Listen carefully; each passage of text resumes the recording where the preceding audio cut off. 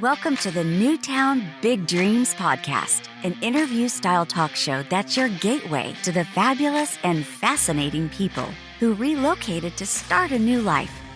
Whether you're new to our podcast or your city, our fellow neighbors from across Canada, North America, and the entire English-speaking world share their stories of reaching new horizons and big dreams. So sit back and relax as we navigate in-depth and intimate conversations with entrepreneurs, thought leaders, executives, creatives, and anyone who can share their story about their Newtown big dreams. And now, here's your host, Luke J. Menkes.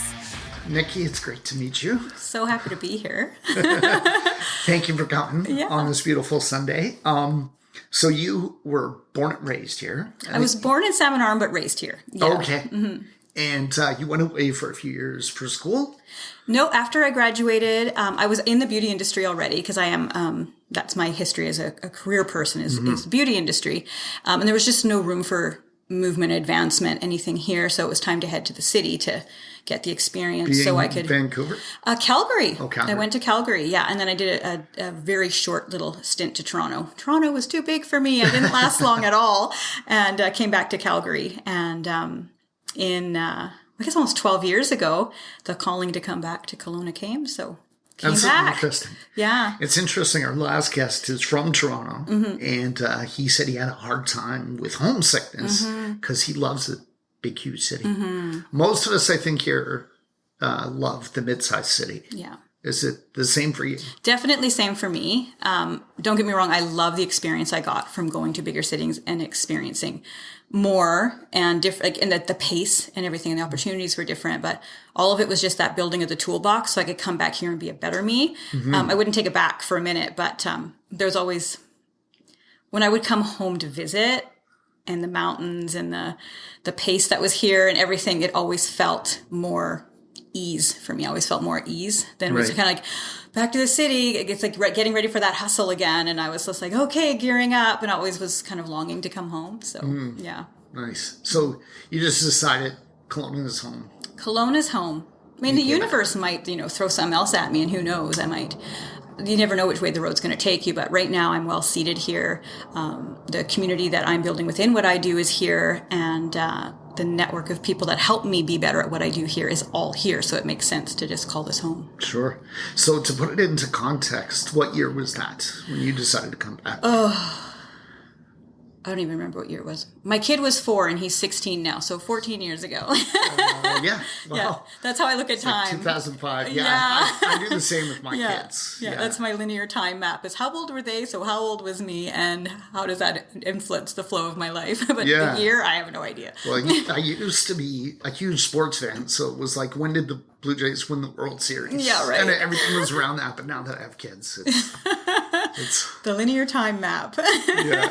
Yeah, totally. So tell us about some of the communities that you're building in Kelowna. Yeah, so after 25 years in the beauty industry, I started really kind of like emotionally feeling where there was a lot of emotional stuff for people, ethical stuff, like sustainability stuff around it. So you're talking like products, like how services are managed, because I don't want to say just for women, but my influence within it is usually around women.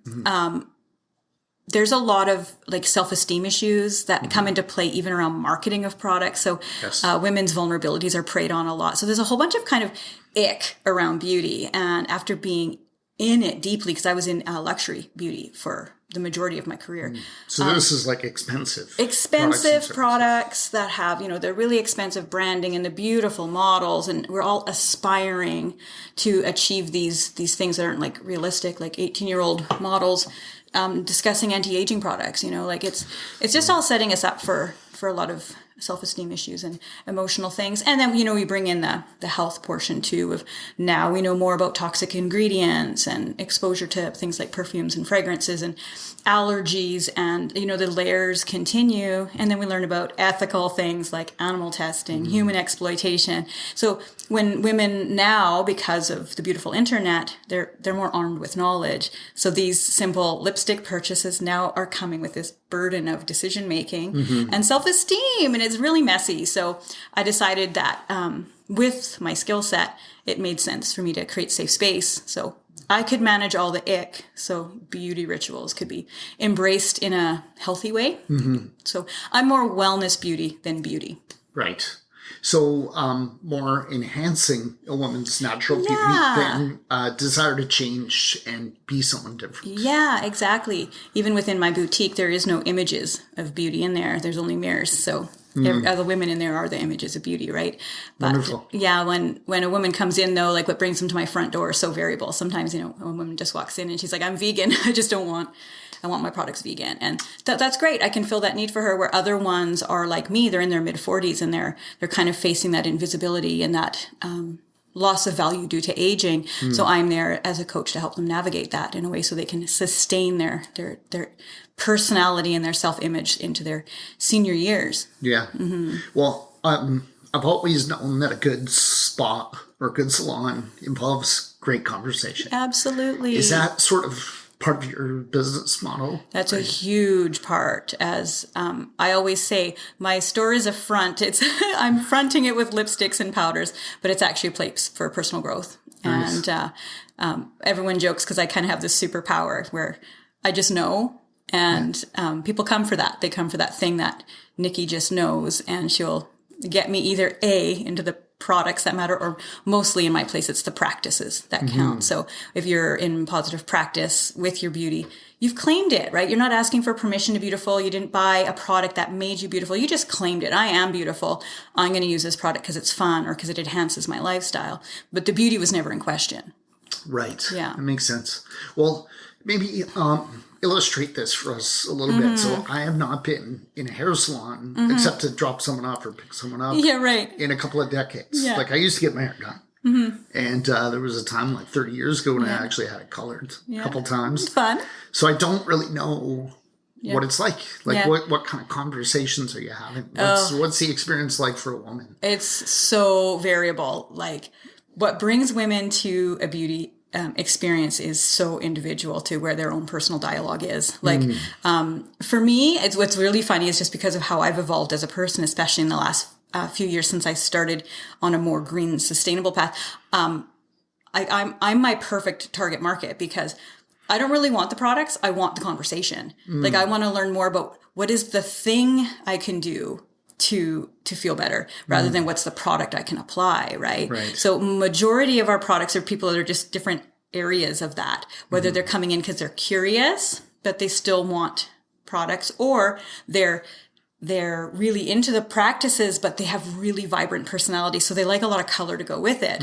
So it's just finding them and helping them map what their beauty routines and rituals look like from a place of strength and self-esteem and confidence, not from a place of self-deprecation. Right. Yeah. And that's the big thing. So as each person comes in, you don't know. You don't know what it's going to be. It's just, you start asking questions, and sometimes there's tears, sometimes there's laughter, sometimes there's whatever, and you just roll with it. Interesting. Yeah. And I'm sure you've got some long-time clients. I have clients that followed me from mainstream high-end luxury. And around the time for me, like it was a multi-triggered thing that had me kind of throw my hands up and say, I can't do this the way I've been doing it, because I was physically sick, I was emotionally sick, I was spiritually sick. And all of it came back to... Physically sick because of chemicals in products? Correct. Wow. Yeah, my immune system was failing from exposure to the perfumes and synthetic colors and things like that. Yeah.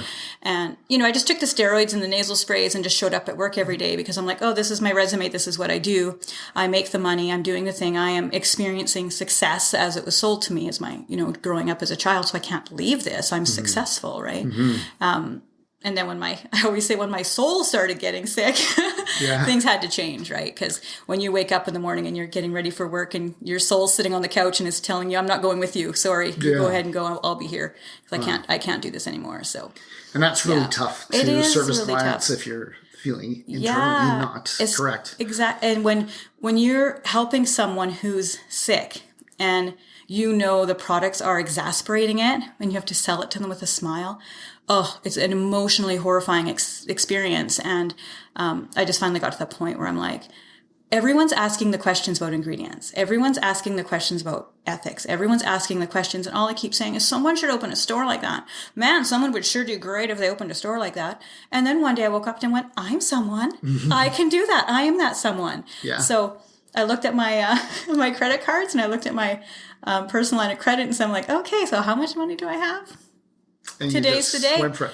So it was literally one day you woke up and said, I'm changing I woke up one morning and my eyes were swollen shut. I had so many lesions in my mouth. I couldn't eat. I couldn't talk.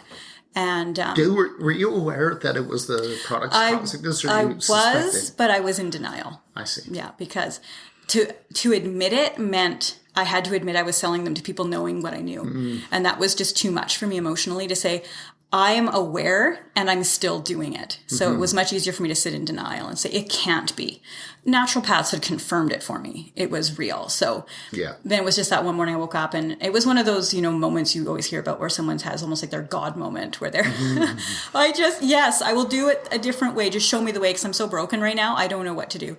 And I just, as I say, said yes to the universe. And for the next 6 weeks, I literally just, anytime a thing came up, I went the least path, like the easiest path, and just went the easiest way. 6 weeks later, my store was open. Wow. Yeah. So, give us an example of something comes up and then you... Literally, you're walking. The hand says stop. The man says walk. That's the way. I wouldn't even know where I was walking. That's how I found my first location, just by walking up the street being hopeful.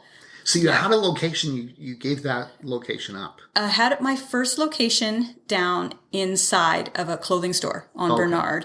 It was 320 square feet. So it was like a sublet. Yeah.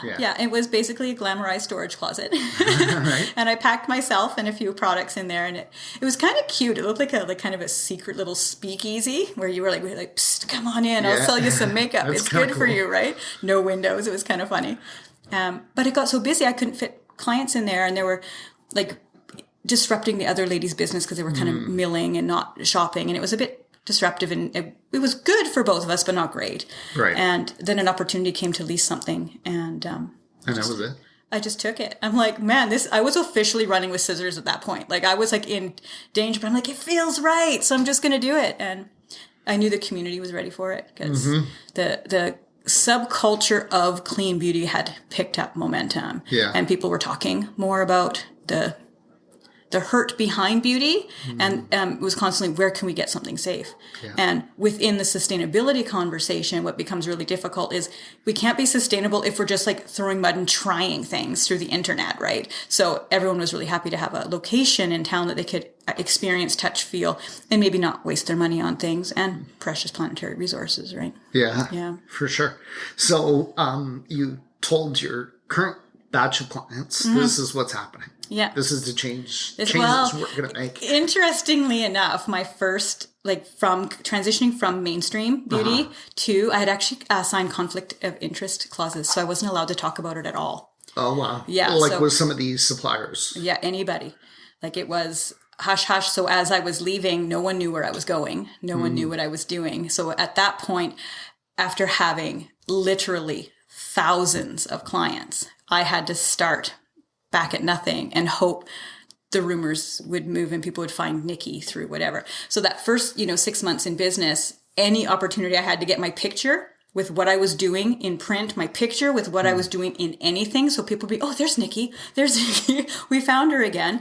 And then hope that they were on the same mission as me, is to do things clean, ethical, non-toxic. And let's face it, that's not for everybody. And that's okay. Because some people, they want, insert name brand here, Chanel, they want Dior, because they're more that luxury client. And that's okay too. And since that's where I'd always been, I wasn't sure how many would follow me.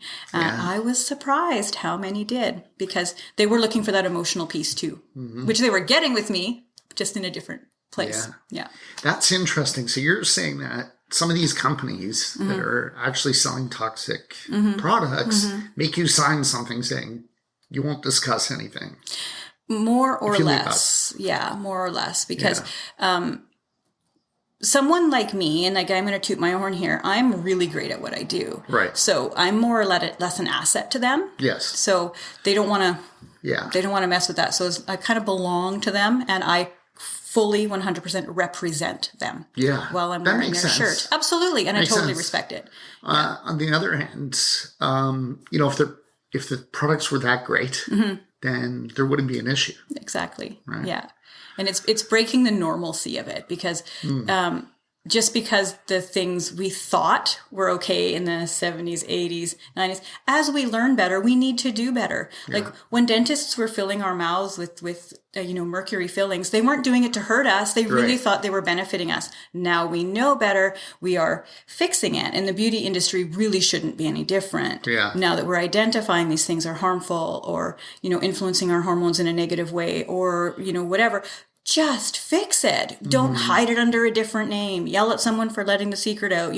Just fix it. Yeah. Like, that's humanity, right? Fix it. Yeah. Are there any of the larger corporations that are trying to transform? Absolutely. And that's where that really big topic of greenwashing comes in. What's that? Things that appear to be greener, cleaner, better, but actually aren't, because they've marketed it or packaged it or put a focus from it that's not really a whole story. So people see the words, they see an image, and then they feel it's safe. But when you actually dig deep through the transparency of it, you find, and there's no legislation to protect us, right? Like, you can throw organic on it, you can throw pure, you can throw whatever on a product, but that doesn't make it so.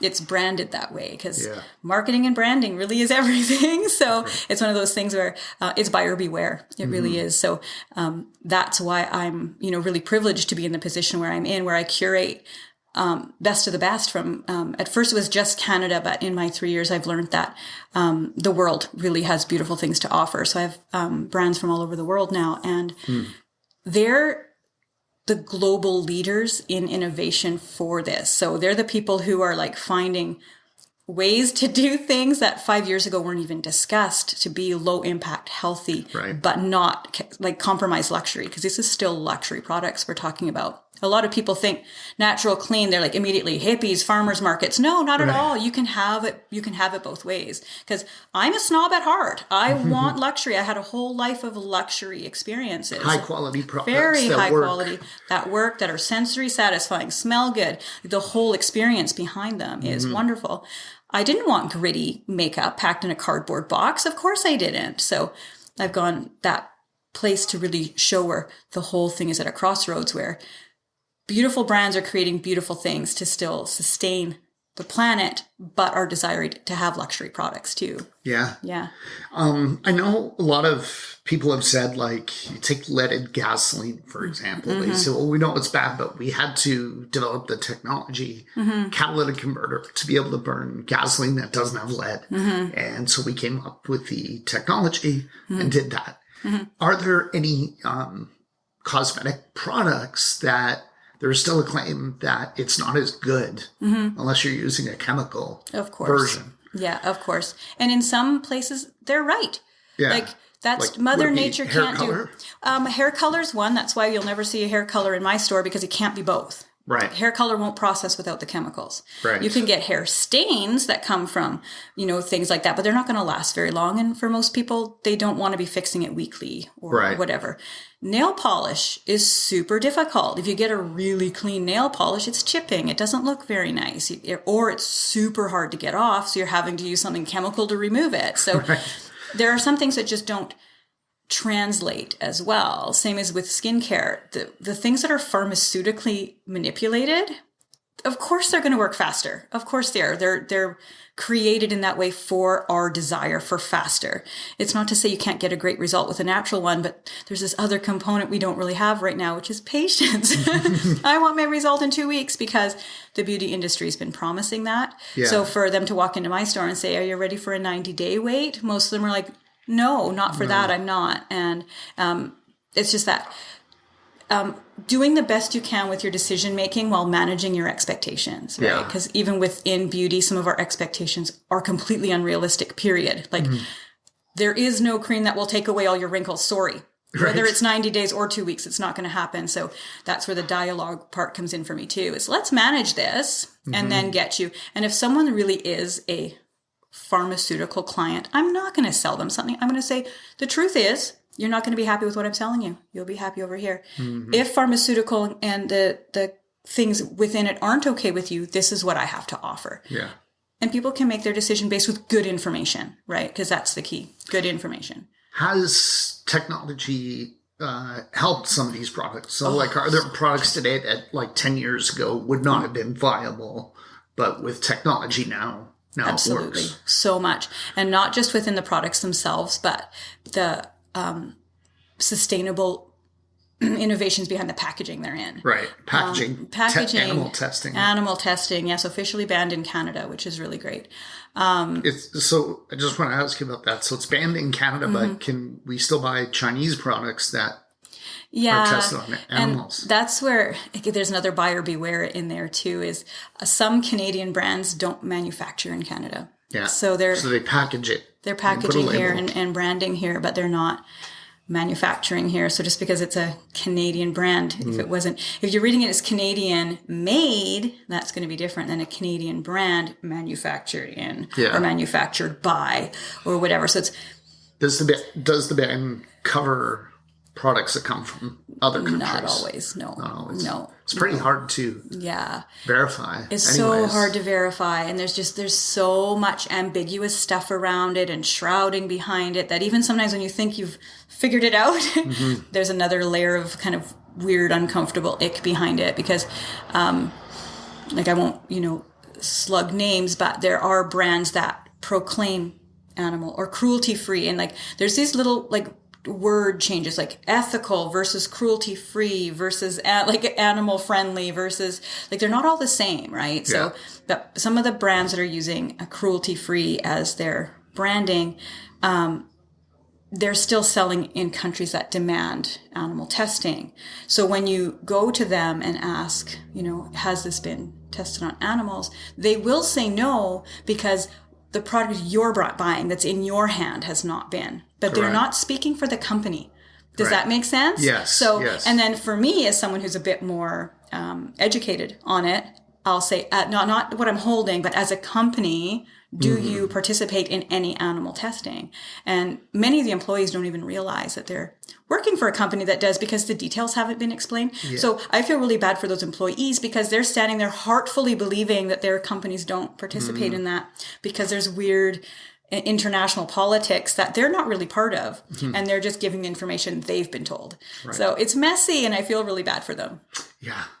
And it's totally wrong. It's unethical. It's banned in Canada. Why is it unnecessary to test on animals? Oh, that's where it gets really sticky, because this is the opinion of a curator of products, right? But innovations in science have proven enough now that the things we're learning from animals aren't as relevant to humans as we thought. Right. And there isn't enough newness coming to the scene that we can't look back at old studies anyways. That's right. So, and there is new ways of testing things that don't require harm to anything. They're just more expensive. Right. And that's where we understand if you get bleach in your eyes, it's very bad. Doesn't feel good. You don't need to torture an animal to understand that. Yeah. And guess what? Many of the products that they've tested them on animals doesn't mean those ingredients get banned. It just means they come with a different clause on user stuff. So they're not protecting us by not allowing ingredients all the time. There are some that did allow them to filter out what was good or bad for us. But most of the time it's just like, okay, well, that burned their eyes. Well, guess what? They're still putting the stuff in the product with a disclosure. Don't put it in your eyes. Obviously, if just the fumes burn your eyes, don't get it in your eyes. But someone sued someone and things got messy, right? Right. Don't drop the coffee on your lap. It's hot. Coffee will hurt you. Yeah, it's amazing. I'm an optimistic person. I believe like eventually there will be technology, because like everything is really chemical. Like water is a chemical. Absolutely. But when we say chemical, we mean like artificial chemical. Yeah, and toxins. And a toxic chemical, right?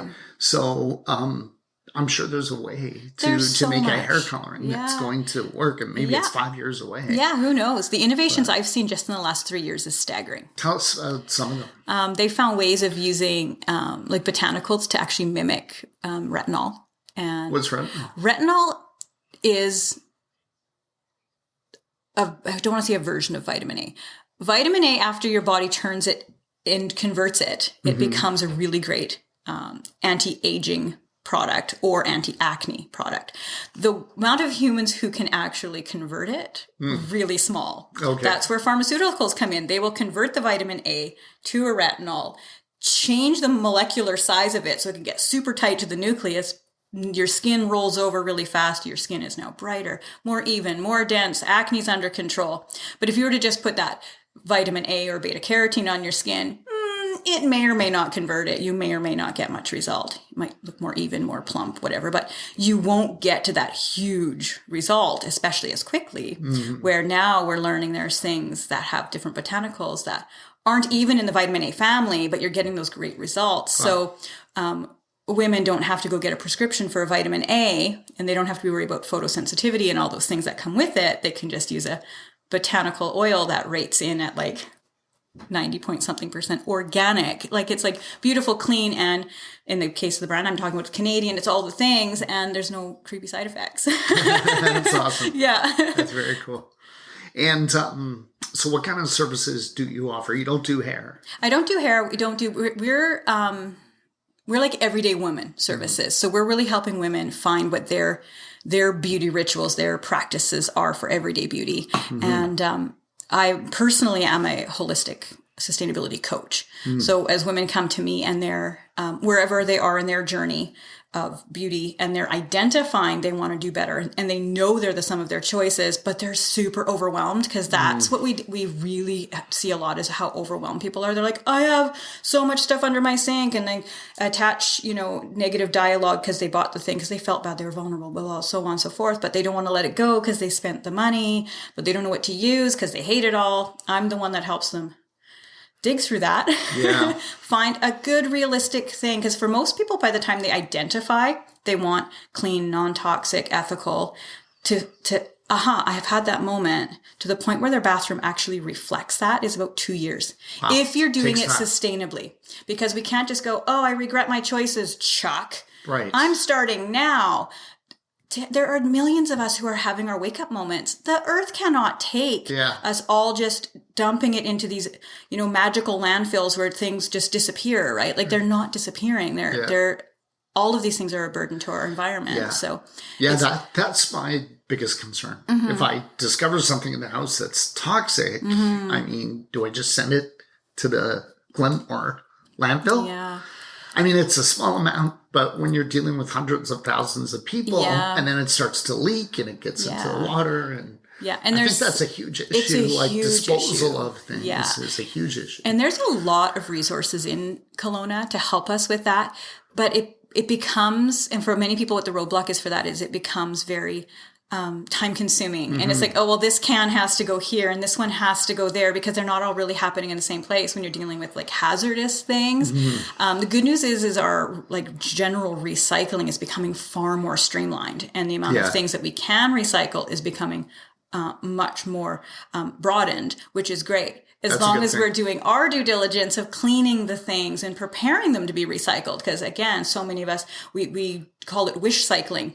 They throw it in and wish it's recycled, right? But they could inadvertently be like contaminating a whole bunch of it by throwing that dirty peanut butter jar in when you need to rinse the peanut butter jar, right? You can't just chuck the peanut butter jar in the bin and hope for the best. Well, it's like the old mindset in the 1960s. People said, well, I can litter because it's creating jobs. Right. But it's so unfair and rude to the other human being that has to deal with it. Yeah. Yeah. And that's human power we could be putting into more innovative and creative things rather than cleaning up after us. It's like there's so much potential for human power for doing things. Like why divert this to cleaning up messes when we can be utilizing that human power for something else? Totally. Have you ever gone to the bottle depot? I'm sure you have. And yes. It's like we rinse everything. I teach the kids you got to rinse. Yeah. But you go in there and everything is so sticky and there's flies and the poor workers that have to, people take 30 seconds to just rinse the thing. Yeah. And that's the part that's hard because A, there isn't a lot of education out there. Right. B, it's not consistent because municipality to municipality, it's different. So you can even come from Vancouver and come to Kelowna and the rules change and you're used to the Vancouver rules or you're used to the Toronto rules and now the rules are different. And so you're trying your best with the information you have and the information you had last year is not relevant now. So it's like, it's staying on top of it. And just, I think if everyone's just more communicative as we learn things and turning that more into everyday household dialogue then, whatever's happening that's not really relevant to positive change, right? Right. Do you find it's a challenge to convince people of the need for sustainability? Like Kelowna, you go outside and it's so beautiful. We don't really sense very much air pollution. Maybe if you're spending time outdoors on Harvey, you'll notice. Yeah. But, out here, there's not much air pollution. In a big city, you can really see it. You can see the filthy gutters and you can see the waste and overflowing garbage bins and stuff like that. And so you could tell a person, hey, we need to change our behavior and they can kind of get it. Yeah. But do you find in Kelowna, like people have a hard time kind of grasping? I think so. And I think it's one of those things where it's just we've been disconnected from our reality. Like I firmly believe that if our government were to just discontinue garbage removal for 6 months and we had to have our own waste in our own backyards. Yeah. Like composting. And everything, like all our garbage. So everything for 6 months that we picked up that was single use or whatever, we had to keep our own crap for that long. People would really become much more mindful. And they would become more demanding of their retailers too. Like, why is this lettuce in a plastic bag? I don't want to deal with this plastic bag for 6 months. You know what I mean? So I think it's one of those things, until you actually see how much waste you're creating, you don't really understand. And there are people now who have taken that time to really look and pause and take time with it. And they're the ones that are easily adjusting to it or being mindful at that point of purchase. What's this waste? How much waste happened before it got to me? But some of us, our garbage gets taken away. It's gone. Right. You don't see it. So we don't know, and we don't add it all up into how much. And that's an unfortunate thing that we kind of deal with, is just that disassociation piece. And I think as more and more people are becoming aware, because now we're seeing these images of these huge garbage islands in the ocean, and we're realizing that's our garbage that was magically taken from us. It didn't magically disappear off the planet. Now it's in the waterways. It's other countries don't even want to buy our garbage anymore, which they did for years because insert ethical problem here. Here's all this electronics. You will get wealthy on it. It's broken crap that no one wanted, and we were kind of exploiting countries to take our shit. Oops, sorry. That's okay. I hear Philippines is sending a huge barge of Canadian garbage. Yeah. I don't know the full story, but and this happens, and this is how great big piles of it end up in the ocean, right? Yeah.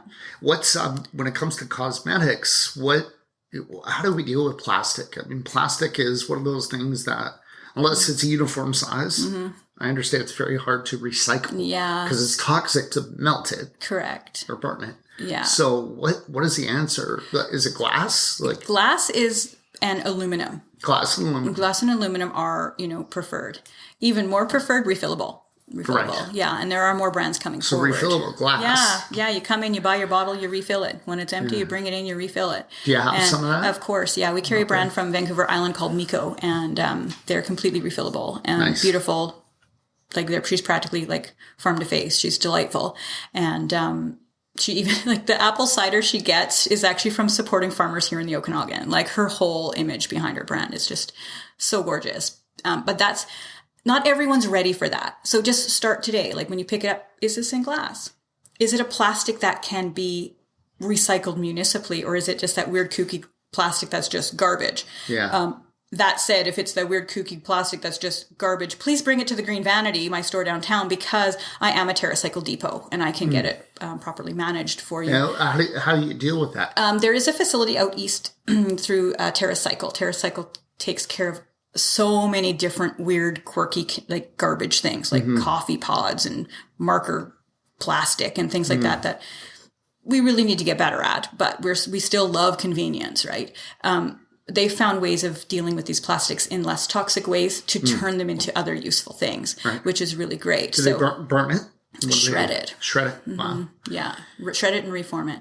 Interesting. Yeah. So you shred it and then you can reform it into Yeah. a new plastic. Yeah, and not everything I send makes the cut, but we try, right? Because things like lipstick tubes and mascara tubes and powder compacts, and they're just very different plastic, and they have other things like mirror glass or mirror plastic and metal and magnets and all sorts of weird things and glue. So to try and like deal with that ourselves is like, it's too much. Like, what are we going to do? I mean, I'm not going to take out the pliers and start taking it apart. I'm going to hurt myself. So bring it to me. I'll do my best to manage it. I'm not promising I'm going to be able to take care of it, but I have connection to more resources to help get it taken care of. And that's good to know. Yeah, hopefully not let it end up in a landfill, but it's that moment of purchase that counts, right? Yeah. Where is this going when I'm done with it?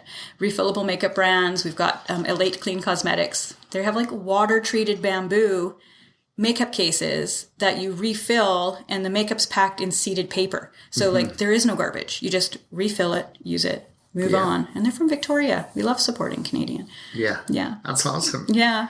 Where is your location? 1492 St. Paul Street, downtown Kelowna. My new office is at 1350. So Epic Real Estate, we're at 1441 St. Paul, I think it was. Yeah. And we just moved into the Soul building. Yeah. So that's cool. Well, there's It's a like hashtag for us already, you know. You can use it anytime. It's Cool Kids of St. Paul Street. Cool Kids of St. Paul Street. Yeah, hashtag Cool Kids of St. Paul Street. There's awesome. a whole bunch of us using that one, so you can join the posse. It is Saint and Street, ST. Yeah. ST. Yeah. Yeah. Oh, very cool. Yeah, we want to be the cool kids of St. Paul. Right? Very Yeah. nice. Who would you like to nominate to come on the show?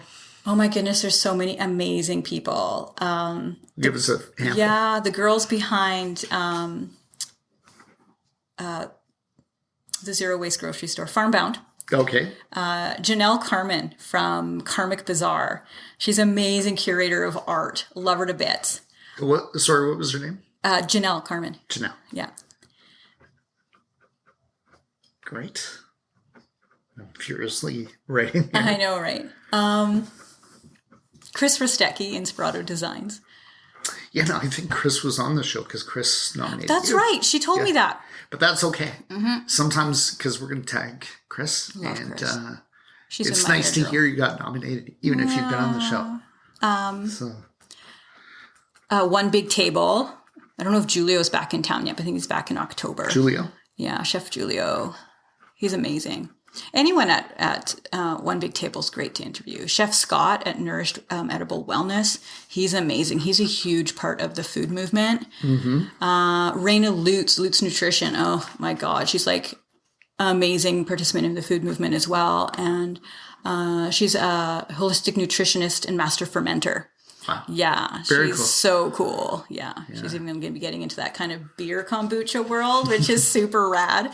Yeah, so yeah, there's so many great people. So I can't write that fast, so I'm going to ask you to please send me an email with all those. Yeah, for sure. It's one of those things. I've been using a keyboard for 30 years now, so it's like trying to handwrite. I know. I don't even know what I'm doing. I hear it. I hear it. Some of my notes I look later, I'm like, I'm sure that was important. Yeah. Well, I used to have a saying, like, my handwriting is like a spider got drunk, dunked his butt in a tub of ink and dragged it across the floor. Love it. Love it. It's legible. Chicken really. scratch, Chicken yeah. scratch. Yeah. Yeah. Well, Nikki, thanks so much for That your was time. so fun. It's been a great Anytime. conversation. Yeah, anytime. I love it. I love talking. I love seeing what's what. Because like a lot of the stuff that I kind of do is a little bit obscure compared to what the beauty industry is. I'm kind of one of those innovators within it. So dialoguing about it's really tough. So I prefer to talk about the conversation points that brought people to the point where I can ask that question of, do you want to go deeper? Yeah. But they're not ready to go deeper. So that thing I do is just kind of a weird obscure. It's like, I'm a holistic sustainability beauty coach. They're like, what? Like, what does that even mean? Until you're there. Well, I think many people will be motivated to come and check you out after hearing this little conversation. Totally. So. Yeah. And give me a few weeks. I'm going to be interviewing you for our podcast. It'll be super fun. Beautiful. Oh, tell us quickly about your podcast. What's it about? It is we'll call it a wellness podcast. I apologize now. It is wicked explicit. Right. I don't filter my language at all on it. It's similar to yours in the way that we interview local people in the wellness. and trying to help people discover their way, like not in a way of you're doing it wrong. This is how to do it right. It's like, here's some things to explore to see what works for you. It's called Just Shut Up and Listen. And the premise behind it is that just shut up and listen because the answer's inside you. Right. If you just shut up, right? Because listen to yourself. Yeah. We're so inundated with ads telling us how to do it better or how we're doing it wrong or what's wrong with us, that we're always like seeking this correction, when if we just, take a minute, we already know, right? And that applies to everything, like from, what we're eating to decision we're making in the store to like even really big things like buying a car, buying a house. In that moment, when you're leaning into it, it's like, does this feel good or does it not feel good? And it's just that simple moment of yes, no, but people are like, but the thing and the price and the money and the feeling and the color and it doesn't matter. Just shut up. Right. How's it feel?